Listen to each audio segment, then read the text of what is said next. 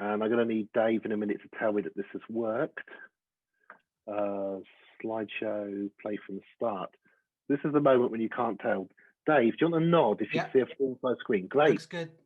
It's only taken me about 100 Zoom calls to finally get that slick. Right. This talk I first gave by Zoom to the University of Cambridge in September, and I've updated it a bit, but most of it is what we knew in September. The last time I was physically anywhere was March in the Shetland Islands, where I got out on the last plane that left. When I arrived, 2 people had the illness. When I left, 6 did. And ever since then, everything's been by Zoom. Why am I wanting to talk about constructing the story of 2020? You very rarely get to see history being written. And that's what you're seeing now with this. It's a relatively new disease. It's the 5th coronavirus. It's different from the other ones. It exposes the inability of experts, because it's terribly easy to be an expert when something happens that's happened before and you can go, oh, I know about that. But when something new happens, you're stuck. So nobody can tell you what's going to happen in January, just a few weeks away. Nobody can tell you what level of cases, deaths, and so on we're going to be at, because they don't know. They'll tell you lots and lots of other things with great surety.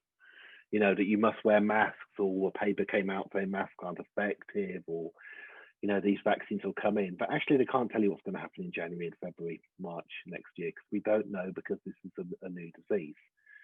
And what this reminded me of is the story of cholera. And cholera was a disease which we had huge scares about in the past. Cholera was a relatively new disease. It isn't a disease that Europe had had much experience of. And because of the way that cholera entered Europe for the first time through India, which is through the Russian court, the rich became very scared of cholera, because aristocrats in Russia died of it, just by chance. Didn't have to go through the Russian court, although pretty wealthy people who travel were more likely to have it. And when cholera first came, nobody knew how it transferred, what the chances were. Miasma was the mechanism thought to work. That was when you could smell a bad smell in the air. It was thought to transmit through the air. In fact, it transmits through water. There were various models to look at cholera. It's sort of similar to the way we talk about COVID.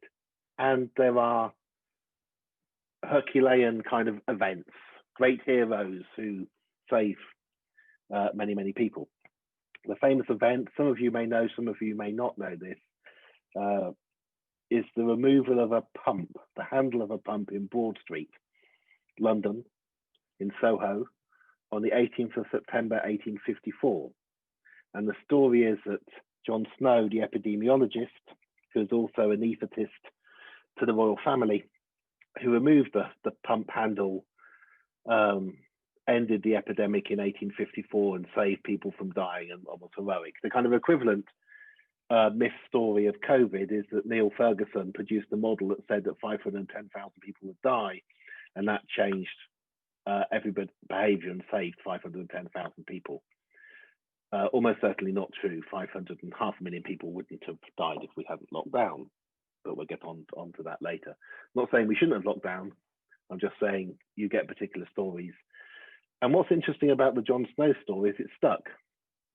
This is often taught in universities as a story that's true. And it's really easy to find out it's not true. But the story is perseveres. And we may get the same with COVID. I could be wrong, but I'm telling you that model that said that 510,000 people will die, which is why the UK government changed its behaviour from letting it burn through to locking down. And if the UK government, if the far right conservative free marketeers lock down, everybody else has to lock down because, you know, you look particularly silly. That wasn't true. So if you've read that text, it says at the bottom, faced with a new disease, we initially flounder. And that's one thing we've learned. Cholera. There's a lovely Oxford story of cholera. Well, it's kind of lovely now because, in the rich world, hardly anybody gets cholera now. So we can look at it in a detached way. Cholera in Oxford in 1832, 1849. That map is, if you spot St Giles there, and you can see the river, and these little black dots are people who died of cholera. And this is elevation, and it's all about the marsh and the smell and what was it that was causing it. Henry Wentworth Ackland, a doctor in Oxford, plotted the cases and produced maps of the clusters of cholera in the 19th century. And his particular theory, and this may sound ridiculous, but it isn't. You've got to remember at the time, you don't know. His particular theory was that he paid men, I think it was men, to stand at the top of towers in Oxford, the spires, and look out for when there was lightning without the sound of thunder in thunderstorms. And his theory was that thunder occurring without lightning, or lightning occurring without thunder, I'll show you in a minute which way round, was what sparked off cholera. Now, this may sound ridiculous, and of course it isn't true, but when you don't know, it can be frightening. Now, in a sense, okay, things are very different now. We know a lot more, although there are these enormous conspiracy theories going around the world. My favorite is 5G. My favorite thing about the 5G conspiracy is, I think it's a fifth of people in South Africa believe it, that 5G masks are causing COVID. And as far as I'm aware, I've checked, there are no 5G masks in South Africa. South Africa's still on 4G, but anyway. But you see, you hear conspiracies, and the most interesting ones I get to hear are from pretty well-off people, often associated with the University of Oxford, who fly in and out of the UK and are pretty rich and can afford to stay by swimming pools in one island and go somewhere else for the weekend, and then maybe come in and study on a course in the city and so on. And they're really, really annoyed because their lives have been changed quite a lot if you can't fly around. And some of them believe that this is a kind of conspiracy of China trying to turn the world communist. Anyway, I won't go on, but just to say, when we're looking at thunder without lightning and cholera in the 19th century, don't think, oh, we've advanced so far at the moment. But if you're interested in that, Henry Ackland, 1852, page 62, about it.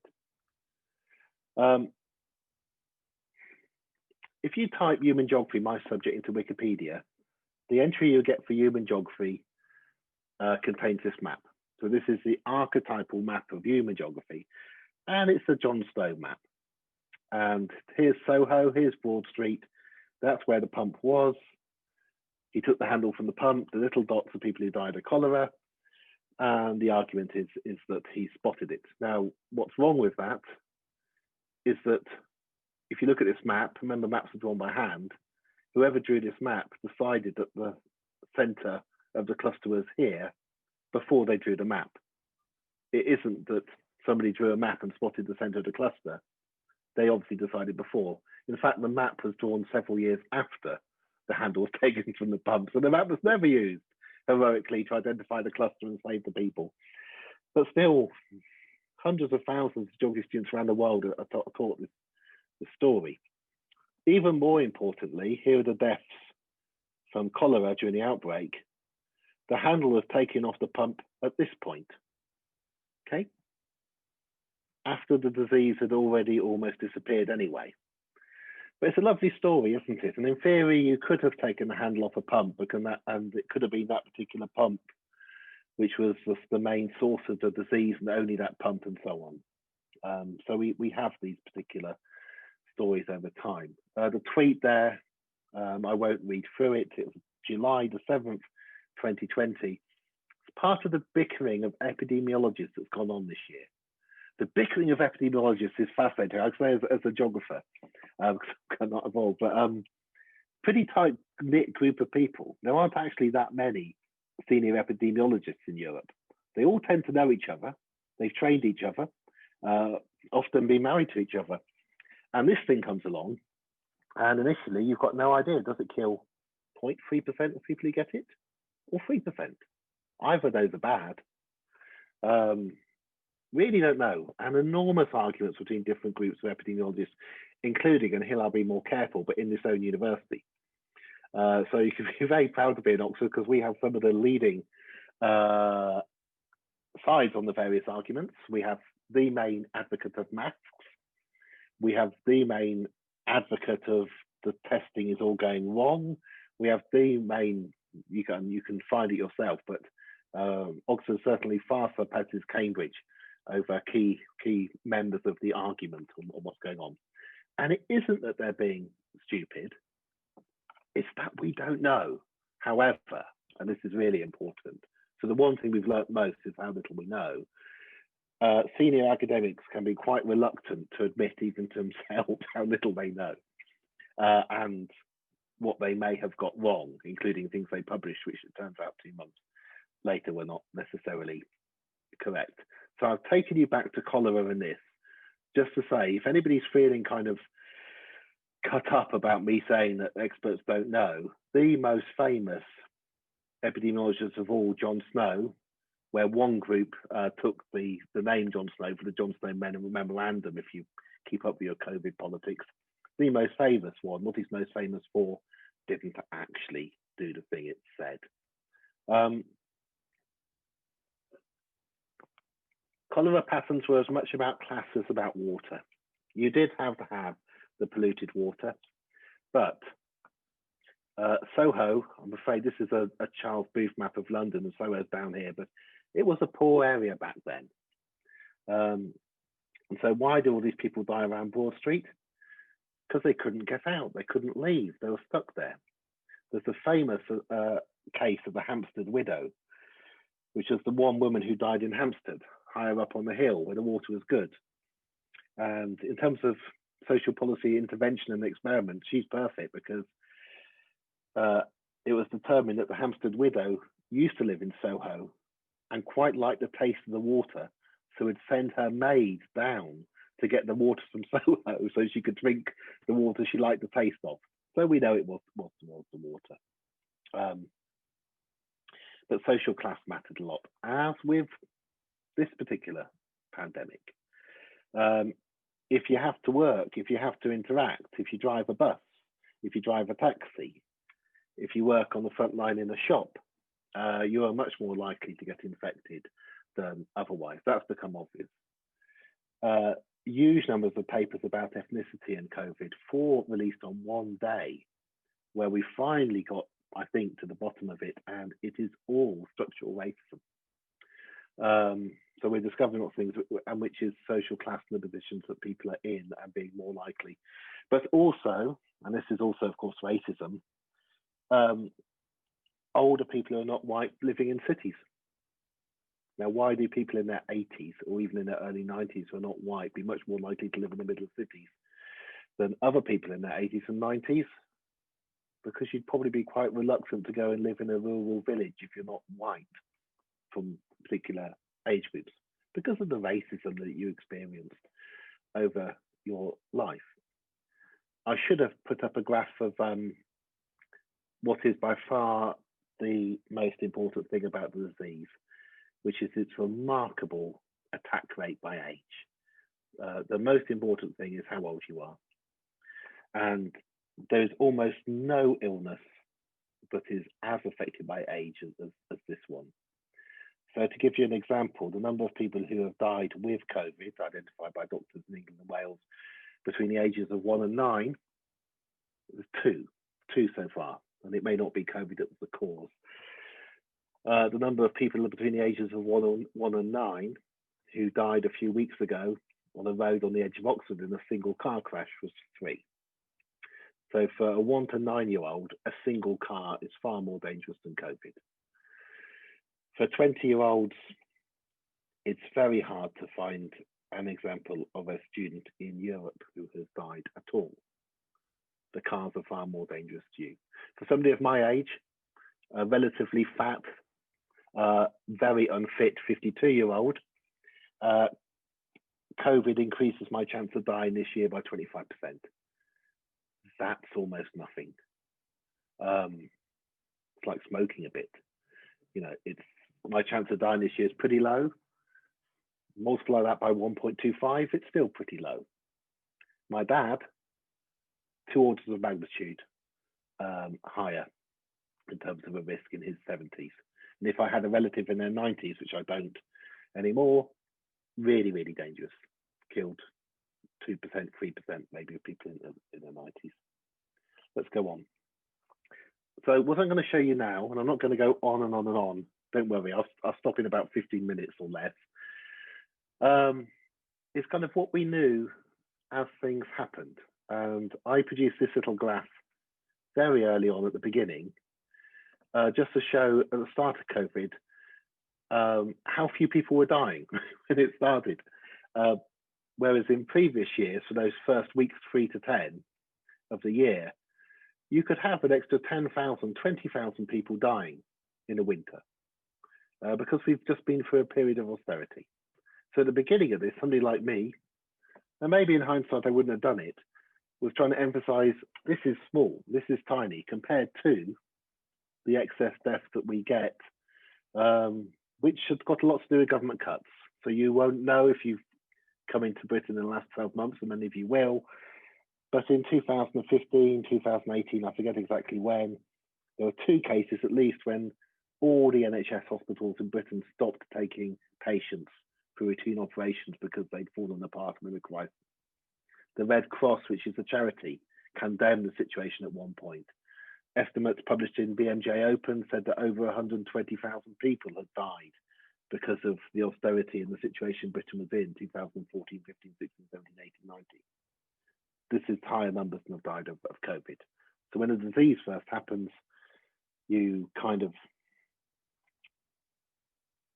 think in the context of what has happened, this is not as big before knowing what would happen economically. This is a stretch map of the world very early on, with the world stretched with cases according in China and Europe and hardly any in America. And it's odd to look back and sort of think what we were looking at then. I produced some graphs like this at the start to try to understand the speed of changes. So along the y-axis, the vertical axis, it's how many people are dying each day. And on the x-axis is how fast is that accelerating. And so this is the start of the pandemic, and you can see the countries along the side. And if you take, well, let's take Italy, you can see that by the 15th, 17th of March, 18th of March, it's not just that deaths were rising, they're rising by more and more, by 50 a day, by 100 a day, right? That's your exponential out of control period. And then they're still rising, but they begin to rise by less per day.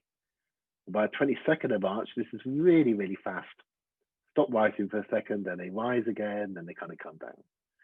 If we take Spain, you can see the same kind of thing happening in Spain early. We look at France,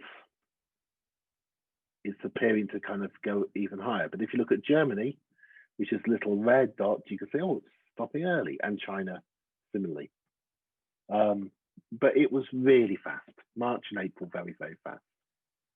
Go forward and show you how that progressed. Here's zooming in. That's China.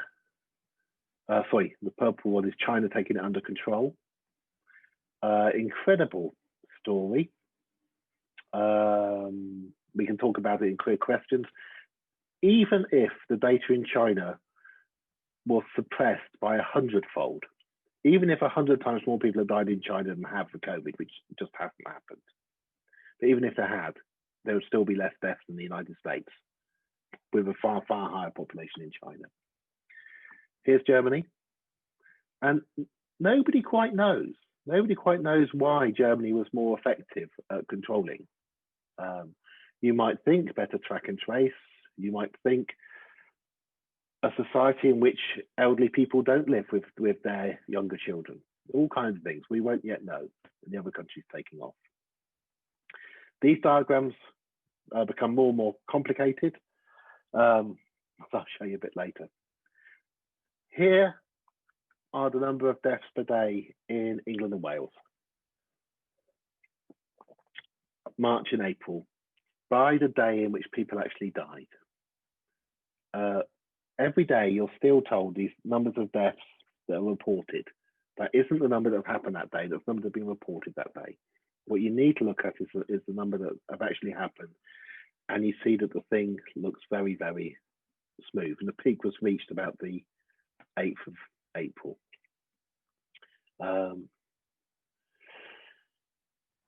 Very early on, an enormous amount of data was released. More data than will be released now. Data releases which broke many of the rules of ONS over what they could release. I think it's a good thing they did it. They were scared. Lots of people were scared. They released the data to try and see who could help work out what was going on. These two graphs are exactly the same graph. One just uses a log scale, one doesn't. The data is identical.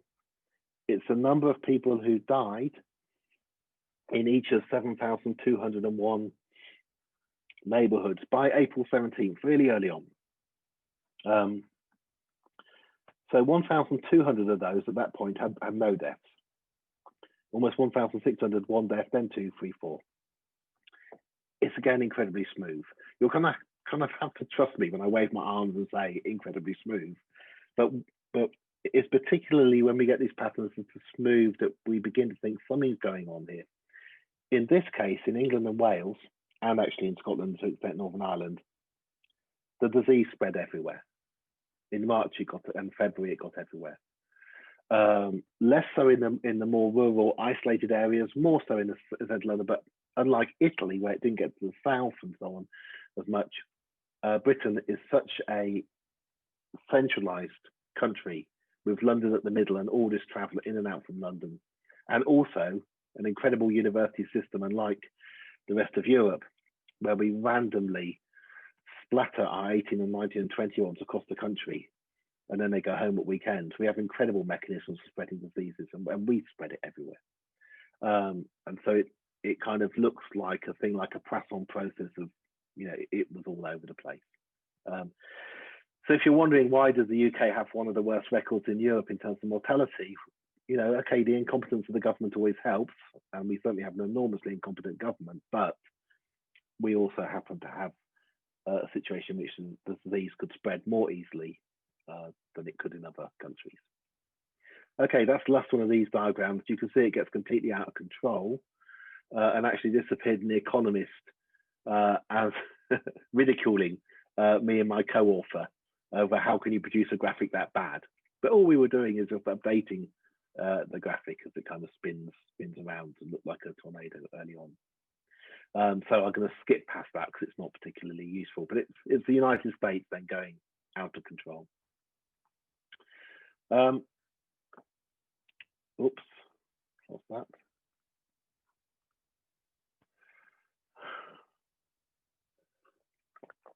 Still in April, so I must speed up. People are trying to work out how many people this would kill. And these are the kind of early estimates that were produced. Always with these diseases, the number comes down. So although of the number of people who are catching it in Sweden and Belgium, over a tenth were actually dying, that doesn't mean that was the death rate of the disease. It just means they weren't testing many people. Singapore was our great hope, 0.1%, that's the flu. If you're on Twitter and follow Toby Young, you'll know that he got his maths wrong yesterday, I think, where he couldn't divide by 10, and he pronounced that this disease only kills 0.1%, which would be wonderful, like the flu. It's actually currently about 1%, which makes a big difference. Here we are going forward 5 weeks later, this kind of a decline. Let's go forward again. It's made up of lots of little curves. These are the curves for the regions. You'll see they all begin to look very similar. It rose up slightly higher, slightly faster in London, a week or so ahead. It first of all came in with Italian skiers, well, not Italian, British people who like going skiing in Italy. So it first of all came into quite posh areas. There's quite a lot in Kensington and Chelsea, quite a lot in the Cotswolds, and so on. Then comes into London, then begins to spread out. But these national curves look like this. Oh, I lied. There you go. One last one in the United States, kind of really big. Now, countries have to have a relatively large elderly population for it to have a big effect, because the death rates are so much higher for elderly people. But they also have to be able to record to know, and also other forms of mortality have to be relatively rare, because anywhere where mortality is more likely, where death is more likely, this is not the main cause of death, even in elderly people that's occurring. Going all the way forward to July now, and again, look at it, how smooth it is, and look at it kind of come down slower, but much more smoothly. This is the point where over 50,000 people had it on their death certificates. And we've had a rise since, I'll show you that at the very end, but really most of it so far was in the first wave. And it goes down with the spring and into the summer, and as it gets warmer, just like the common cold does. And it comes up when it first arrives, but when it's still cold. And if you look at the global graphs, and you can do this yourself, you just type Google COVID-19 worldometer, and you'll get the global graph first of all. The global graph is high in March and April, and then comes down and down and down in May and June. And then it has a little bump up in August, which is the Southern Hemisphere, South Africa, Chile, Brazil. Then it goes down, and then it's coming up again. And the global graph is really smooth. And it's a seasonal coronavirus that goes up in winter. Is it the worst thing that's happened in living memory, which is often mentioned? You'll know that 1918, 1919 was far worse, well, you probably do, by order of magnitude worse. But even the 1951 flu season, this is in the towns, was actually worse. More people died, 10,000 a week in 1951 from flu than died from COVID.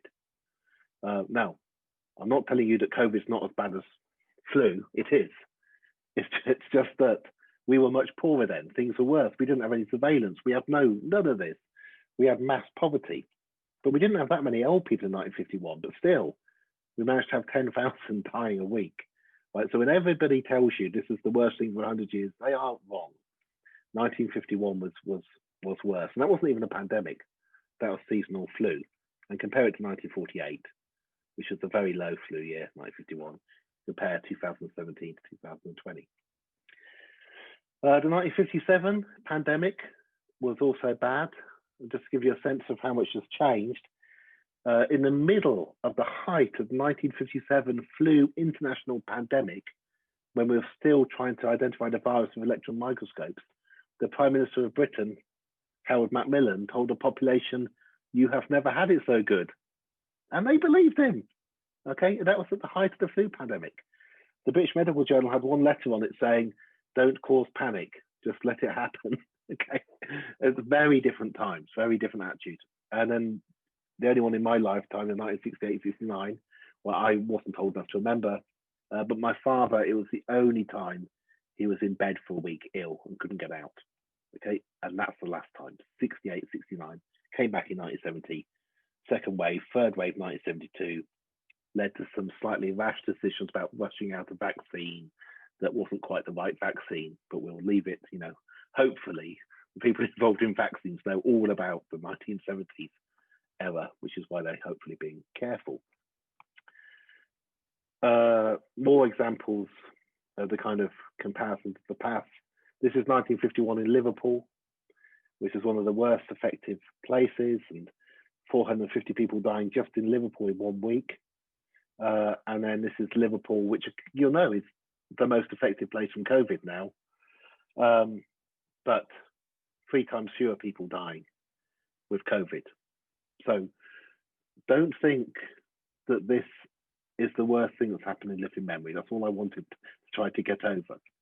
But it's been so long since we've had something like this that we've kind of forgotten. It's also much smaller than AIDS, by the way, in terms of the number of people dying and years of life lost. But AIDS is much slower in terms of a pandemic that occurred. However, not to underplay it, it is the 3rd highest event in 100 years. And certainly economically, in terms of social policy, this is the biggest since the Second World War. You can read the figures there, so I won't go through them. And you probably think I'm pretty macabre. People who study deaths and epidemics and so on, of course, this matters to all people's lives. But you'll see that as time passes, we're much less worried about how we talk about 1918, 1919 than we are about what we're going through now. But so this is certainly big. It's just not something that's kind of come out of space and is bigger than ever. This is part of a pattern. These things happen. They go up, they go down, they go away. They always have. The one we don't mention here is the pandemic of 1889, I think it was, of which there were lots of reports suggesting it might have been the fourth coronavirus, and then others saying it was flu. It's called the Russian flu. 1889. It lasted through to 1893, so 4 years. And there was a young boy at Harrow School called Winston Churchill who wrote a poem about it when he was 15. And it does look in some ways rather like COVID. Step back and look at something like life expectancy. The dark blue is men, the light blue are women, difference of about 5 years originally in the early 2000s. And this rise in life expectancy, that's been going on for decades and decades. Very occasionally in wartime, you had to go back to the 1940s to see it not going up, but it goes up every year. And then look here, after 2014, it drops. 2016, it's below. 2017, still below. 2018, 19, it gets up slightly. But it should have done, I don't know if you can see my mouse. Dave's paying attention. So can you see my mouse moving? I can. Okay, for men, it should have done this. And for most of Europe, it did this. And in Japan, it did this. Right, that's 2 years. 2 years of life expectancy lost. For women, it should have done this. At least a year and a half. And here's COVID. Takes exactly a year off. So, COVID's very bad, but the Conservative government of Theresa May and Boris Johnson can take 2 years off your life expectancy. COVID can only take 1. And it may be controversial saying that, but I've looked at every other possible reason for why this has happened in Britain, and that happened. So the interesting thing kind of coming out of this will be, are we wanting to go back to a country which was the only country in Europe with falling life expectancy? And again, when you're looking at reasons as to why was this so bad, why do we have such a bad record in Europe? Okay, it's spread everywhere, but we've actually managed to decimate our health and social services perfectly so that they were the most run down they possibly could be just for the arrival of this. And that takes some kind of effort and timing to do. This is more technical, just showing the ratio of men dying to women and how it reduced, which was part of the indicators by the summer that an increasing number of people where it was saying they died with COVID. COVID wasn't the main necessary reason when there weren't very many deaths, but it's coming back up again, so it doesn't matter. But there's lots of tracking goes on. Almost at the end now, so please think of questions. I don't know everything about this. I've just been involved in it. You can't resist looking at it. The most useful thing a geographer can do, I haven't shown you, by the way, because I'm still doing it, which is actually look at the pattern around the world. The only skill geographers have is we know capital cities and countries. And looking at actually what's happened in Iran. Iran and Italy, by the way, are ranking 3rd and 4th again. And it's odd because, when it was first Iran and Italy, we kind of went, well, aren't they unlucky? Some Chinese engineer turns up in Iran, a Chinese tourist comes to ski in Italy. That was bad luck. But in the second wave, for Iran and Italy to have the highest rates again, you begin to think, is it something about the way society is organized in Italy and Iran? Is it something about the fact that these societies do quite well, are quite well advanced, but people do live with their elderly grandparents, which is dangerous when you get a high viral load. What's the reason for showing you the pump again? It's to show you the timing of 25 days after the lockdown. Deaths had already begun to fall before we introduced the lockdown, first lockdown on, because a mixture of social distancing being almost certainly the most important thing. People were already before lockdown, before Boris finally closed the pubs, people were already walking 2 or 3 meters apart from each other on pavements, being careful, doing things. And you can see the effects of it in the drop in the deaths. So when government says it was their lockdown that did something, and anybody can produce this graph, it's not necessarily true. And there'll be all kinds of claims about tier 1, tier 2, tier 3, what Wales did and so on. But just take it all with a pinch of salt. In 3 or 4 years' time, hopefully, there'll be a consensus about what worked and what didn't work. But at the moment, the vested interest is so high of people to claim that if what they advocate is done, it's made an effect. It's very hard to get an unpartisan response. This was the picture up to September. It's not so exciting. You want to know what's happening now, and this is what's happening now.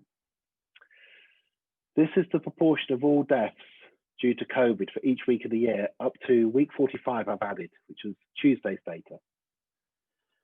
And again, look how smooth it is.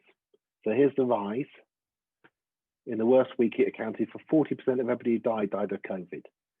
Then it comes down and down and down and down and down and down to the point where we get in August, where we're going, it's almost disappeared.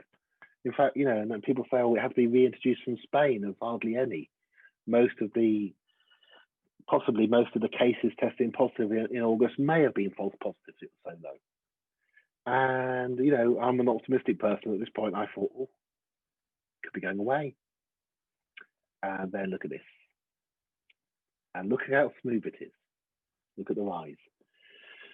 And people blame the schools going back, and I can talk about universities going back. There's one BMJ article, which I think a very good article, says students going back to universities will increase the number of cases and decrease the number of deaths. I'll let you work out for yourself why, but it shouldn't be that hard to understand why that is the case. And here we are at the moment. And so we're worrying because it's smooth, because it's continued to go up, because at the moment, little actual sign of much effects of interventions, maybe a slight flattening in the proportion of cases from the ONS surveillance survey, which comes out every Friday, and the Imperial College React survey amongst elderly people. But it's looking just like a seasonal coronavirus. But more people get it. It's exactly the same graph over here, but I've just put respiratory diseases, which include the flu, on, just in case anybody wants to say, oh, it's just substituting for flu. Well, we don't have much flu, because the one thing you do know about social distancing is it's brilliantly effective on the flu. But you've still got enough that we have more deaths overall, so it's not just a substitution for flu. And this is my last slide. If you want a bit of hope to kind of hold on to, well, the vaccines are coming, and it's remarkable how effective the initial claims to them are. And even if they are half as effective as claimed, they'll be very, very good. And also cases and deaths have not risen in London as fast as other places. If anywhere in Europe, apart from some small towns in Italy, was to get any natural population immunity, which is not an on-off thing, but it's a general thing, it would be London, Brent and Haringey first. And there's tiny bits of evidence that that is happening. But it's big. It's rising.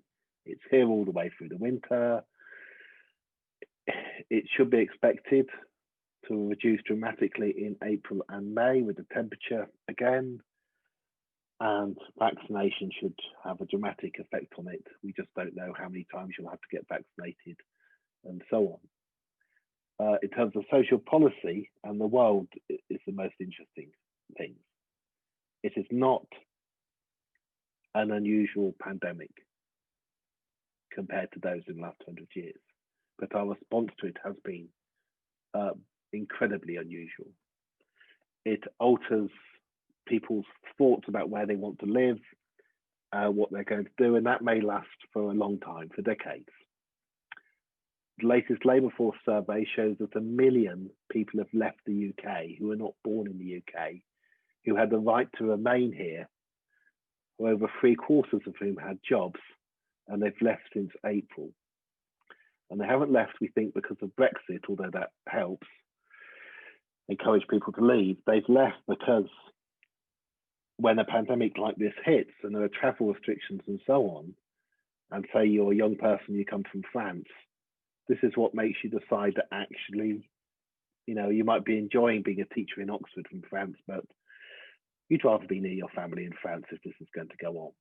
And similarly, several 100,000 pensioners have returned to Britain who are British.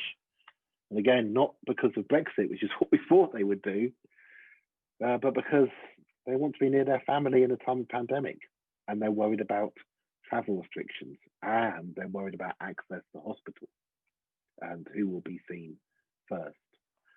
I think the effects of the pandemic will be far greater long-term, socially, politically, economically, but the story is still being constructed, and we've got the whole year of 2021, which is why I say start a diary for the 1st of January at least, and just record it, because it's the only thing that if you have grandchildren, they won't be interested in the rest of your story, but they would quite like to know what were you doing in 2020 and 2021. I've talked for 50 minutes. That's long enough. Please ask any questions, and I will try to remember to tell you when I have no clue at all in what you're wanting to know about. Thank you ever so much, and I'll stop sharing.